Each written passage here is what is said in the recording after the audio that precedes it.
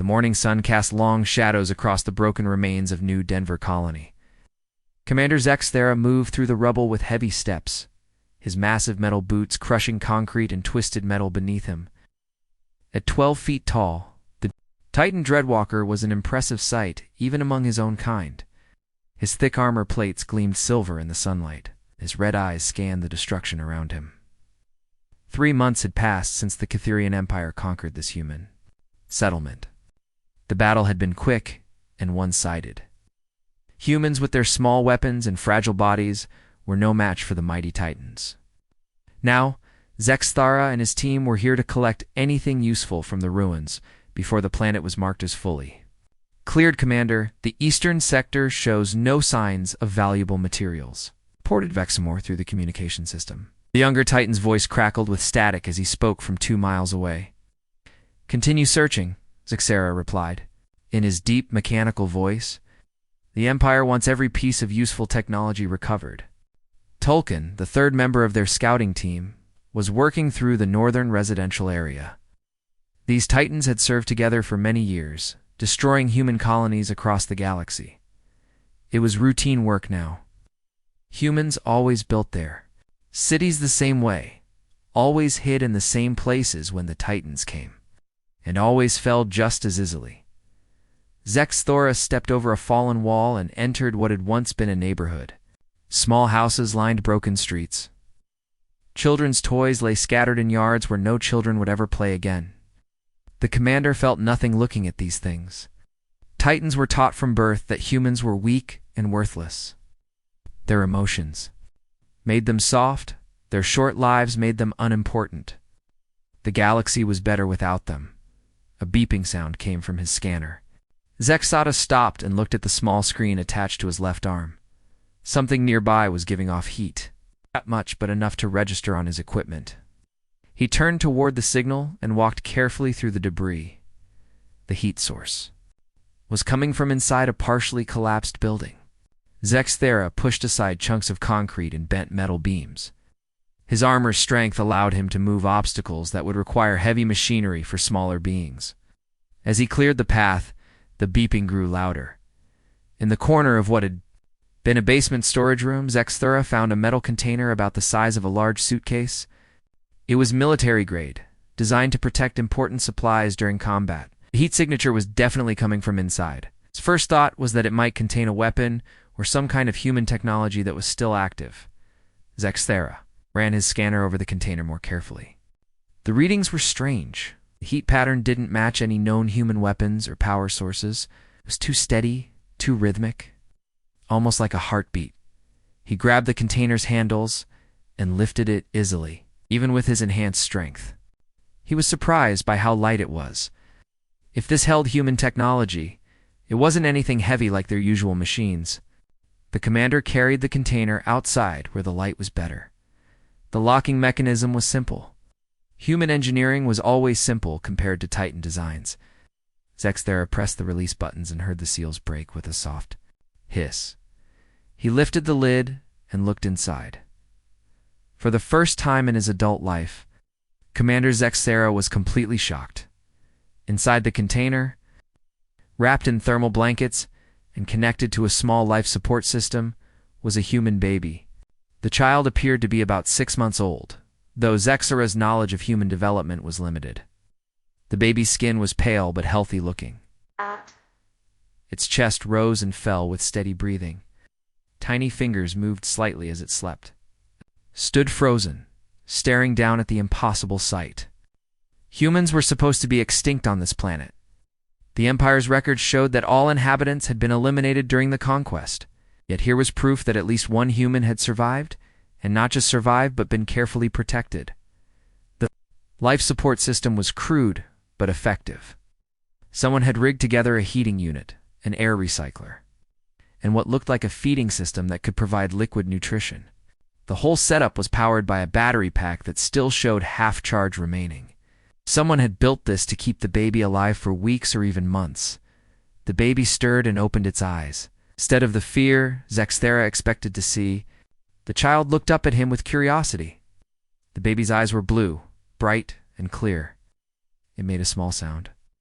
not crying but something like a coo of interest. Zexthera had killed thousands of humans during his military career.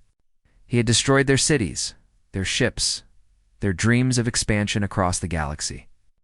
But he had never been this close to one of their young. He had never seen a human who looked at him without terror. The baby reached up with one tiny hand, fingers grasping at the air. The movement was so small, so helpless, yet somehow it made the massive warrior take a step backward. "Commander, what is your status?"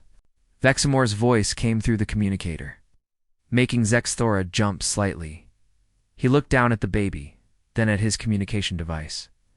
Protocol was clear. Any surviving humans were to be eliminated immediately, no exceptions, no delays. The Empire's policy was total extermination of the human species. "Status normal," Zexthera heard himself say. "Continue your search patterns." Why had he lied? The question formed in his mind before he could stop it. He was a loyal officer of the Catherian Empire. He followed orders without question. It never hesitated to carry out his duties before, no matter how difficult. But something about this tiny human was different. Maybe it was the way the child looked at him without fear. Maybe it was the evidence of someone's desperate attempt to save this one small life. Or maybe it was something else entirely, something Zexthera didn't understand. The baby made another soft sound and seemed to focus on Zexthera's face. Those blue eyes held no hatred, no knowledge of what Titans had done to its species. There was only innocent curiosity and what almost looked like trust. Zexthera found a datapad among the supplies in the container. The screen was cracked but still functional. When he activated it, he saw a message written in human standard language. His armor's translation system converted the words automatically. His name is Jake Morrison, born February 15th, his parents. Died protecting the evacuation center. I am the last doctor in the colony. I cannot escape, but maybe Jake can survive until someone finds him. He is a good baby. Please be kind to him, Dr. Helen Price. The date stamp showed the message was written over 2 months ago. This baby, Jake Morrison, had been alone in this container for more than 60 days. The life support system had kept him alive, but barely. The power was almost gone. The food supply was nearly empty. In a few more days, maybe a week at most, Jake would have died alone in the darkness. Zexthera looked at the sleeping child again. Jake Morrison, the first human he had ever known by name. The first human who had looked at him and seen something other than a monster. The communicator crackled again. "Commander, I have finished the northern sector. Shall we return to the ship?" Zexthera stared down at Jake for a long moment. The baby's breathing was soft and peaceful. One tiny hand had escaped from the blankets and lay curled near his face. "Negative," Zexthera said finally. "I have found something that requires additional investigation. Return to the ship without me.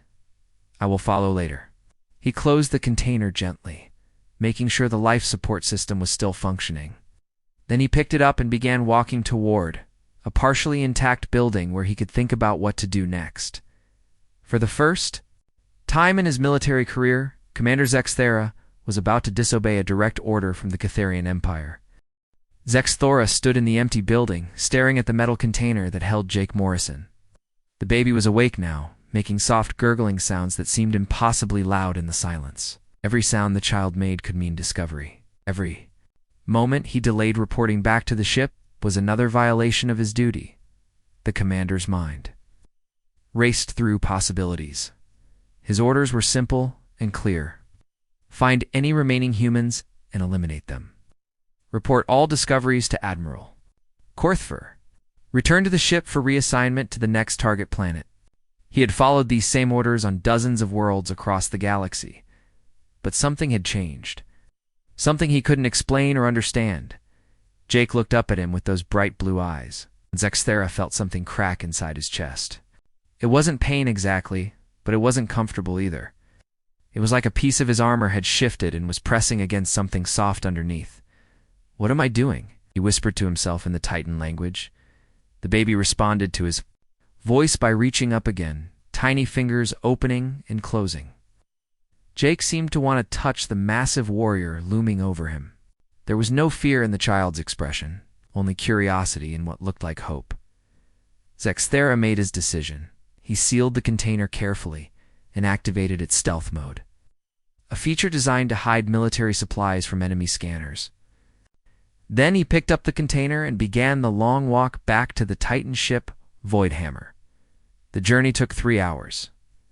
Zexthera had to stop several times to check on Jake, making sure the life support system was still working. Opened the container. The baby looked at him with the same trusting expression. By the third stop, Jake had started making happy sounds when he saw Zexthera's face. The Voidhammer was a massive warship, over 2 miles long and designed to carry a full battalion of DreadWalkers. Zexthera had lived aboard ships like this. For most of his adult life, he knew every corridor, every system, every hiding place. If he was going to keep Jake's secret, he would need all of that knowledge. His personal quarters were located in the command section, away from the main crew areas.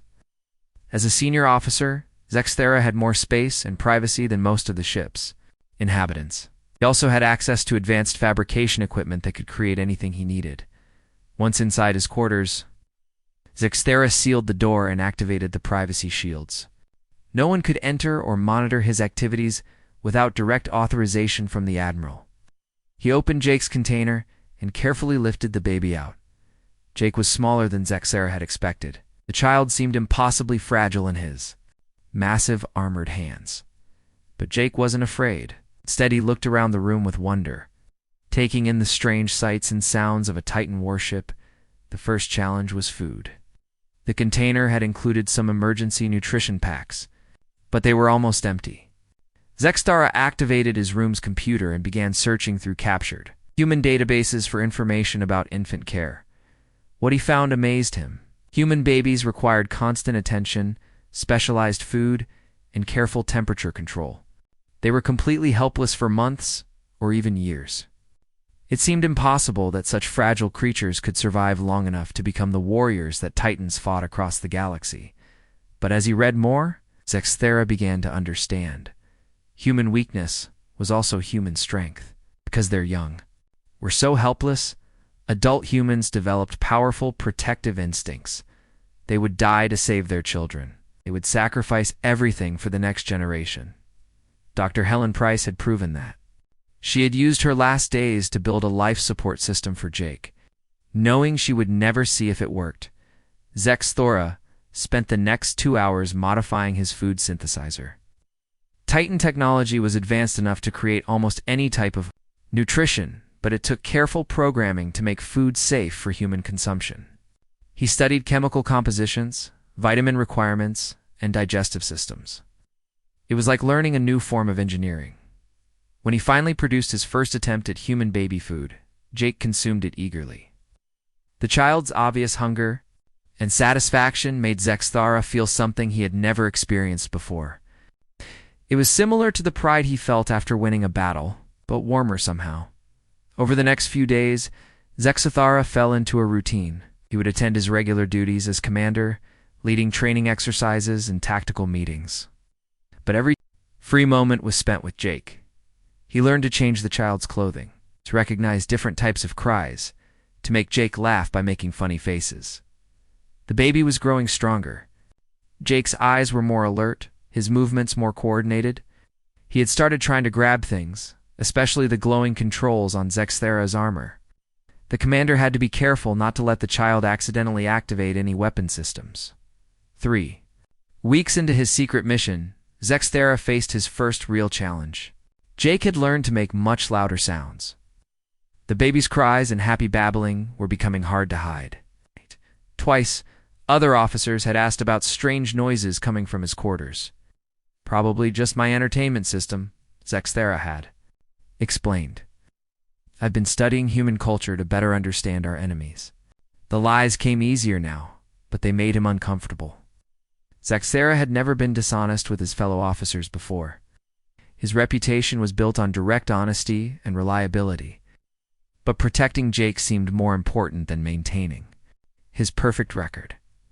The real test came when Lieutenant Hextall requested a private meeting. Hextall was Zexthera's most trusted officer, a young but skilled warrior who followed orders without question. He was also observant and intelligent. Commander Hextall said as they stood in the ship's observation deck. The crew has noticed changes in your behavior. You spend more time in your quarters. You've been accessing databases about human biology and development. Some of the soldiers are concerned. Zexthera felt his heart speed up. Concerned about what? They think you might be developing an unhealthy interest in our former enemies? There have been cases of warriors becoming obsessed with studying defeated species. It can affect judgment and loyalty. My loyalty to the Empire is absolute, Zexthera said firmly. I know that, sir. But I also know you well enough to recognize when something is troubling you. If you need to discuss anything, I'm available. Hextall was offering friendship and support, but Zextala couldn't tell him the truth. No Titan warrior, no matter how loyal, would understand what he was doing. They would see it as madness or treason. I appreciate your concern, Lieutenant, but I assure you everything is normal. That night, as Zexthera fed Jake his evening meal, he realized his situation was becoming impossible. Jake was growing larger and more active every day. Soon the child would be crawling, then walking, then making even more noise. There was no way to hide a mobile human child aboard a Titan warship, but there was another problem, one that made his chest feel tight with worry. Admiral Korthfer had announced plans for the next phase of their mission. They would be visiting 6 more human colonies over the next 2 months, completing the final extermination of human settlements in this sector of the galaxy. Jake gurgled happily as he ate, unaware that his mere existence was becoming more dangerous every day. The child trusted Zexthara completely, depending on him for everything. That trust was both the most wonderful and most terrifying thing the commander had ever experienced. As he prepared Jake for sleep, Zexthera made a silent promise. Whatever happened, he would not let this child die. Even if it cost him his career, his rank, or his life, he would find a way to protect Jake Morrison. The baby fell asleep in his arms. Small fingers curled around one of Zexthera's armored digits. The first time in his military career, the mighty DreadWalker commander was completely at the mercy of something smaller and weaker than himself. And somehow, it didn't feel like defeat. It felt like purpose. 2 months had passed since Zexthara found Jake in the ruins of New Denver Colony. The baby had grown into a curious and active child who could now sit up on his own and was beginning to crawl. His bright blue eyes followed everything that moved, and he had learned to recognize Zexthora. His footsteps in the corridor outside, the secret was becoming harder to keep every day. Jake had developed a habit of making excited sounds whenever he heard Zexthera approaching. The child would babble in what seemed like his own language, reaching up to be picked up by his giant protector. These moments of pure joy filled Zexthera with feelings he still didn't fully understand. But Jake was also becoming more demanding. He needed constant attention, food every few hours, and regular cleaning. The modified clothing Zexthera had created was barely adequate. Worst of all, Jake was starting to make much louder noises, especially when he was hungry or wanted attention. On this particular morning, Zexthera was running late for a tactical meeting. Jake had been fussy all night, possibly from new teeth. Coming in, the commander had learned about human teething from the medical databases. But knowing about it and dealing with a crying baby were very different things. "She, little one," Zexthera whispered as he prepared Jake's breakfast. "I need you to be quiet for just a few hours." Jake looked up at him and made a happy gurgling sound. Then banged his small hands on the feeding tray Zexthora had built for him. The noise echoed through the room like tiny hammers on metal. Zexthora quickly activated the sound dampeners in his quarters and hurried to finish feeding Jake. He was setting the child down for what he hoped would be a long nap when his door chimed. Someone was requesting entry. "Commander Zexthera, this is Lieutenant Hextall. I need to speak with you immediately." Jake chose that exact moment to let out a loud, happy shriek. The sound was clearly audible, even through the room's dampening systems. Zexthera's blood turned cold. He looked down at Jake, who was grinning up at him and preparing to make another joyful sound. Moving quickly, the commander gently covered the child's mouth with his hand and activated every sound barrier his room possessed. "One moment, Lieutenant," he called out. Trying to keep his voice steady, he quickly moved Jake to the bedroom area and surrounded the child with sound-absorbing materials. Jake thought this was a new game and began trying to crawl out of his improvised playpen. Zexthera gave him a favorite toy, hoping it would keep the child occupied and quiet. When he opened the door, Lieutenant Hextall stood in the corridor with a concerned expression. Behind him were two other officers, Subcommander Veltix and Sergeant Mordock. This was not a casual visit, Lieutenant Zexthera said, blocking the entrance to his quarters. "What can I do for you, sir?" "We need to conduct a routine security inspection of your quarters. There have been reports of unusual energy readings and strange sounds coming from this section." Zexthera felt his heart hammer against his chest. "Plates. I wasn't informed of any scheduled inspections." "It's not scheduled, sir." Admiral Korthfer ordered immediate sweeps of all senior officer quarters. "There are concerns about possible human technology that might have been smuggled aboard during our recent operations." At that moment, Jake's voice carried clearly through. Even the advanced sound barriers. The child was babbling happily, making the musical sounds that human babies use to explore their vocal abilities. To Zexthera, it was beautiful. Two trained Titan warriors. It was immediately recognizable as something that didn't belong on their ship. Lieutenant Hextall's eyes widened, pushed past Zexthera and entered the quarters, followed by the other two officers. They found Jake in the bedroom, sitting in the middle of his makeshift play area, holding a bright toy and looking curiously at the new visitors. The silence that followed was the longest of Zexthera's life. Jake, unaware of the tension in the room, smiled at the newcomers and held up his toy, making a happy sound as if inviting them to play. The child had no fear of the massive armored figure staring down at him. To Jake, all big people were potential friends. Commander Hextall said very slowly, "What is that?" "That," Zexthera said, stepping protectively between the officers. "And Jake is Jake Morrison. He's a human child." Sergeant Mordock immediately reached for his weapon. "Sir, step away from the alien creature. We'll dispose of it immediately." "No." The word came out of Zexthera with such force that all three officers stepped backward. "No one will harm him." Subcommander Veltix was staring at Jake with fascination rather than disgust. "How long has it been here?" Zexthera corrected. "Firmly has been under my protection for 2 months. His name is Jake, and he is not an it or a creature. He's a child." Commander Hextall said carefully, "You're talking about a human as if it were a person. You know that's not possible. Humans are classified as vermin by the Empire. This is a clear violation of military law." Jake had crawled over to Zexthera's feet and was pulling himself up to stand, using the commander's leg armor for support. The child looked up at his protector with complete trust, then turned to examine the other visitors with curious eyes. "Look at him," Zexthera said. "Really look at him. Does he seem like vermin to you?" Hextall knelt down to get a better view of Jake. The baby immediately became interested in the lieutenant's armor, reaching out to touch the shiny surface. When Hextall didn't move away, Jake giggled and patted the armor with his small hands. He's not afraid," Hextall said with surprise. "He has no reason to be afraid," Zexthera replied. "I've cared for him since he was near death. I've fed him, protected him, taught him. He knows me as someone who keeps him safe." Sergeant Mordock was still holding his weapon, but he looked confused. "Sir, regulations are clear. All humans must be eliminated on sight. This is treason."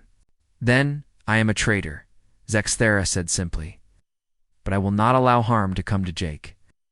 Subcommander Veltix had been quiet throughout the exchange, but now she spoke up. "Commander, I've studied human biology. Your young are completely helpless for extended periods. How has this one survived?" "Because someone cared for him," Zexthera answered. "Someone built a life support system and hid him, hoping he would live. When I found him, I couldn't bring myself to follow orders. Something about him changed me." Jake had grown tired of standing and sat down hard on the floor. Instead of crying from the impact, he laughed and clapped his hands together. The sound was so purely joyful that even Sergeant Mordock lowered his weapon slightly. Veltix observed, "Human young are supposed to cry constantly and be difficult to manage, but this one seems content." "Jake is a good baby," Zexthera said, using the human term he had learned from Dr. Price's notes. He's curious, intelligent, and trusting.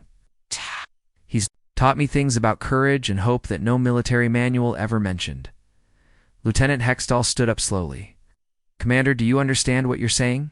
You're claiming that caring for this human has improved you as a warrior? I'm saying it's improved me as a being, Zexthera replied. Jake has shown me that strength isn't just about who you can defeat. Real strength is about who you choose to protect. Jake had found a new toy and was examining it carefully, turning it over in his small hands and testing its weight. His concentration was intense, and his problem-solving approach was methodical despite his young age. He's learning, Veltix said with wonder. Look at how he's studying that object. He's trying to understand how it works. Human children learn faster than any other species in the galaxy, Zexthera explained. Jake has already learned to recognize my voice, my footsteps, even my mood. He responds to kindness with trust and affection. Hextall looked torn between duty and growing fascination. Even if what you say is true, we have our orders. Admiral Korthfer expects a report on this. Inspection. Then report what you found, Zexthera said. But know this. I will not abandon Jake. If the Empire demands his death, they'll have to go through me first. Jake crawled back over to Zexthera and pulled himself up again. This time he looked at each of the other officers and made a soft sound, almost like he was trying to greet them in his own language. The room fell silent again as four hardened. Titan warriors watched a human baby attempt to communicate with them as equals. The news spread through the Void Hammer like wildfire. Within hours, every Titan warrior on the ship knew that Commander Zexthera was hiding a human child in his quarters. Some called for immediate execution of both the commander and the baby. Others demanded a full investigation. Few, mostly younger officers, who had served under Zexthera, seemed confused and uncertain about what to think. Admiral Korthfer received the report while reviewing plans for the next colony assault. His reaction was immediate and terrifying. He ordered the ship to halt all operations and return to the nearest Imperial station, send encrypted messages to High Command, requesting emergency protocols for dealing with treason at the highest levels. But most importantly, he scheduled a formal tribunal for the next day. Commander Zexthera would be required to appear before the entire senior staff and explain his actions. The punishment for harboring enemy survivors was death, both. For the officer and the human Jack spent that night holding Jake, knowing it might be their last time together. The baby seemed to sense something was wrong. Jake was quieter than usual, staying close to his protector and making soft, comforting sounds. It was as if the child was trying to make Zexthera feel better. I'm sorry, little one, Zexthera whispered. I tried to keep you safe, but I may have failed. Jake looked up at him with those bright blue eyes and reached up to touch Zexthera's face. The child's small hand pressed against the commander's cheek, warm and trusting. In that moment, Zexthera made his final decision. If he was going to die for protecting Jake, he would make sure everyone understood why. The tribunal was held in the ship's main assembly hall. Every senior officer was present, along with representatives from each battalion. The room could hold 500 Titans, and every seat was filled. Word of the human child had reached everyone. They all wanted to see what would happen to their former hero. Admiral Korthfer entered wearing full ceremonial armor, his medals and rank insignia gleaming under the bright lights. He was an impressive figure, even among Titans. His reputation for ruthlessness was legendary throughout the Empire. He had personally overseen the destruction of more human worlds than any other commander in history. Bring in the accused, the Admiral commanded. Zexthera entered the hall, carrying Jake in his arms. The sight of the massive warrior gently holding a small human child created a wave of shocked murmurs throughout the assembled crowd. Many of these officers had never seen a living human before, let alone a human infant. Jake was wide awake and alert, looking around at all the new faces with curiosity rather than fear. The child seemed fascinated by the ceremonial lighting and the colorful banners hanging from the ceiling. He made a soft, happy sound and pointed at the decorations. Commander Zexthera, Admiral Korthfer, announced in his booming voice, "You stand accused of treason against the Catherian Empire. You have harbored an enemy survivor, violated direct military orders, and compromised the security of this vessel. How do you answer these charges? Zexthora stood straight and proud, still holding Jake securely. I am guilty of protecting an innocent life, Admiral. If that is treason, then I accept the label. Angry voices erupted from the crowd. Several officers shouted for immediate execution. Others demanded to know how long Zexthera had been compromised by human influence. The noise was loud and threatening. Jake startled at the sudden sounds and began to cry. The high, frightened wail of a scared baby cut through all the adult voices like a blade. Instantly, Zexthera began rocking the child gently, making soft, shushing sounds to calm him. The sight of the feared DreadWalker commander comforting a crying human baby silenced the entire room. Zexthera said once Jake had quieted, I request permission to explain my actions. Speakorthver commanded. Zexthora stepped forward, still holding Jake protectively. 2 months ago, I found this child alone and dying in the ruins of New Denver Colony. He had survived 4 weeks in a makeshift shelter built by the last human doctor on the planet. She died knowing she could not escape, but hoping someone would. Find Jake and show him mercy. Jake had calmed down and was now looking around the room again. Several of the nearest officers found themselves staring back at the child. Surprised by his alertness and obvious intelligence, I could have followed orders, Zexthera continued, eliminated him immediately, but when I looked into his eyes, I saw something I had never expected to find in a human. I saw trust, not fear, not hatred, but complete trust in my ability to protect him. Sub-Commander Veltix, who had been present during Jake's discovery, stood up. Nation. To speak granted? Sir, I have observed the child closely. His development and behavior are remarkable. Shows no signs of the weakness or aggression we were taught to expect from humans. Instead, he demonstrates problem-solving abilities and social intelligence that rival our own young. Admiral Korthver's eyes narrowed. You are suggesting that human intelligence has been underestimated? I'm suggesting that our information about humans may be incomplete, sir. Lieutenant Hextall also stood. Admiral, I've served under Commander Zexthara for 6 years. In that time, I've watched him become one of our most effective leaders. But in the past 2 months, since he began caring for the human child, his tactical thinking has improved. His decision-making is sharper, his leadership more inspiring. That's impossible, Admiral Korthver said sharply. With respect, sir, it's not. The responsibility of caring for something helpless has made the commander more focused on protection rather than just destruction. His battle strategies now consider civilian evacuation routes and minimize unnecessary casualties. Become a better warrior, not a weaker one. Jake had grown bored with the formal proceedings and was now trying to grab one of the shiny buttons on Zexthera's armor. The child's concentration was intense as he worked to coordinate his small fingers. When he finally managed to grasp the button, he looked up at Zexthera with pride and giggled, the sound of an innocent laugh in the middle of a treason. Trial was so unexpected that several officers actually smiled before catching themselves. Admiral Zexthora said, Jake has taught me something important about strength. True power isn't measured by how much you can destroy. It's measured by what you choose to create and protect. This child has survived impossible odds not through violence, but through hope and the kindness of others. The Empire's survival depends on the elimination of human threats, Admiral Korthver stated firmly. Does it? Zexthera challenged. Or does it depend on proving that we are superior to them? Jake Morrison is 8 months old. He cannot hurt anyone. But he has already shown more courage and resilience than many adult warriors I've known. He has changed everyone who has met him for the better. Jake chose that moment to reach toward Admiral Korthver, making the same trusting gesture he had made toward every Titan he had encountered. The child showed no fear of the most powerful military leader in the sector, Dr. Quinara. The ship's medical officer stood up without permission.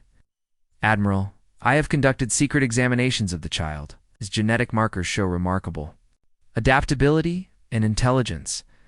His emotional responses are sophisticated, far beyond what our textbooks describe. I believe we may have seriously underestimated human potential. Are you all suggesting, Admiral Korthfer said slowly, that this single infant has revealed flaws in Empire doctrine? I'm suggesting, Zexthera said firmly, that Jake represents something we never considered. What if humans aren't our enemies? Because they're weak? Yes. What if there are enemies because we're afraid of their strength? Jake yawned and settled more comfortably in Zexazar's arms. Completely unaware that his future was being decided by beings who had spent years trying to destroy his entire species. Admiral Korthver stared at the child for a long moment, his expression unreadable behind his ceremonial mask. Admiral Korthver stood silent for what felt like hours. The entire assembly hall remained perfectly quiet except for the soft sounds Jake made as he played with Zexthora's armor. Every Titan warrior in the room waited for their leader's decision, knowing it would change everything about their understanding of the war. Finally, the Admiral spoke. Dr. Quinara, you mentioned conducting examinations of the human child. I want a full report on your findings. Subcommander Veltix, you will assist in a complete behavioral analysis. Lieutenant Hextall prepared detailed records of any changes in Commander Zexthera's performance since acquiring the human. Zexthera felt his hope rising, but he tried not to show it. Admiral, what does this mean? It means, Commander, that before I decide whether to execute you both, I want to understand exactly what we're dealing with. You and the child will remain under close supervision while we conduct a proper investigation. The next 3 weeks were unlike anything the Voidhammer had ever experienced.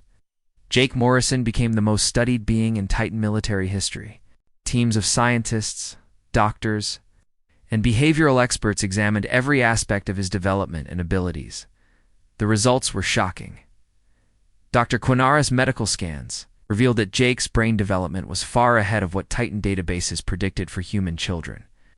His problem-solving abilities, pattern recognition, and social intelligence all tested at levels that impressed even skeptical researchers. More importantly, Jake's presence continued to have unexpected effects on the Titan crew. Officers who spent time observing him reported improved focus during training exercises. The child's fearless curiosity seemed to inspire more creative thinking in tactical planning sessions. Jake himself remained completely unaware of his importance. He continued to grow and learn at an amazing pace. He had learned to crawl efficiently around Zexthera's quarters and was beginning to pull himself up to stand. His vocabulary was expanding to include both human words and attempts at Titan phrases. The breakthrough came when Jake started trying to communicate with his observers. Dr. Veltar, the Empire's chief xenopsychologist who had arrived from the capital to study the situation, was amazed when Jake began responding to simple Titan hand signals. He's learning our language, Dr. Veltar reported to Admiral Korthfer. Not just copying sounds, but understanding meaning and context. His ability to adapt to alien communication methods suggests intelligence levels we never attributed to humans. But the most significant change was happening to the Titan warriors themselves. Exposure to Jake was challenging everything they had been taught about human nature. The child's trust, curiosity, and joy were infectious. Even the most hardened veterans found themselves looking forward to their observation shifts. Sergeant Mordock, who had initially wanted to destroy Jake immediately, became one of his most devoted protectors. The small human shows no fear of death, no hatred for those who destroyed his people, he reported. Instead, he offers friendship to everyone he meets. This is not weakness. This is strength beyond our understanding. 3 weeks after the tribunal, Admiral Korthfer called another assembly. This time, the mood in the hall was different. Word had spread throughout the ship about Jake's remarkable abilities and the positive changes he was creating in everyone. Around him, Zexthera entered carrying Jake, who had grown noticeably in the past weeks. The child was more alert, more active, and more social. When he saw the assembled crowd, Jake waved his small hand and made happy sounds, as if greeting old friends. Officers of the Catharian Empire, Admiral Korthfer began, 3 weeks ago. I was prepared to execute Commander Zexthera and the human child for treason. Today I stand before you with a different perspective. Jake spotted Dr. Quinara in the crowd and made excited sounds, reaching toward her. The doctor had become one of his favorite people during the examinations. Zexthera carried him closer so Jake could see her better. Our investigation has revealed something unprecedented, the Admiral continued. This human child possesses capabilities that our intelligence reports never mentioned. More significantly, his presence has improved the performance of every warrior who has interacted with him. Lieutenant Hextall stood up. Admiral, what are you saying? I'm saying that our understanding of human potential has been fundamentally flawed. We classified them as weak because they protect their young and form emotional bonds. But Jake Morrison has shown us that these same traits can make warriors stronger, not weaker. Jake had gotten tired of sitting still and was now trying to crawl. Around the speaker's platform, several officers moved to help keep him safe, actions that would have been unthinkable just weeks earlier. Dr. Veltar presented his final report. Admiral, my analysis concludes that humans and Titans share more biological and psychological similarities than previously understood. The human capacity for adaptability, combined with their protective instincts, may actually make them ideal partners rather than enemies. Partners, asked Subcommander Veltix. Consider this, Dr. Velter explained. Human innovation combined with Titan strength, human empathy balanced with Titan discipline, human adaptability enhanced by Titan technology. The combination could create something greater than either species alone. Jake had crawled to the edge of the platform and was looking down at the assembled warriors with interest. He seemed to enjoy being the center of attention, babbling happily and clapping his hands when officers looked at him.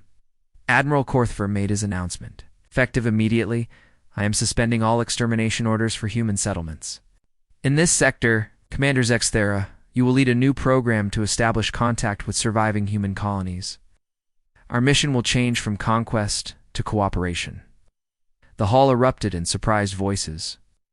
Some officers cheered, others questioned the wisdom of such a dramatic change.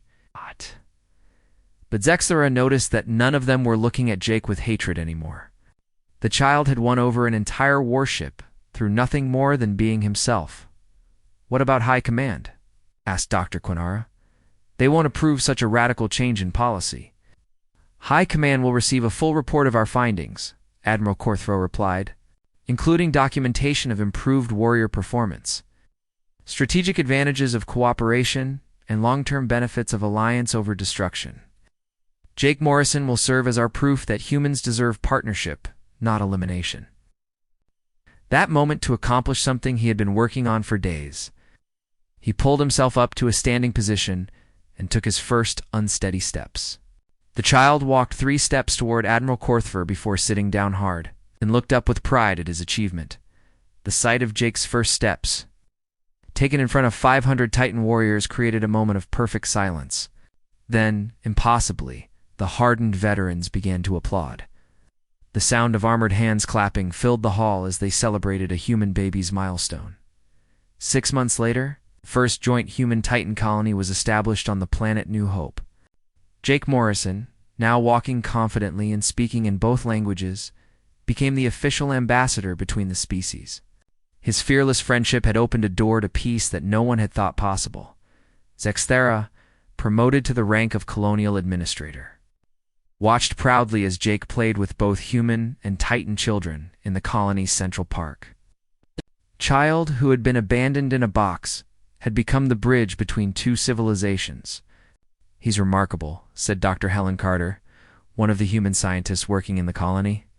Jake seems to instinctively understand how to communicate with both species. He learned from the best teachers, Zexthera replied. Humans taught him trust and hope.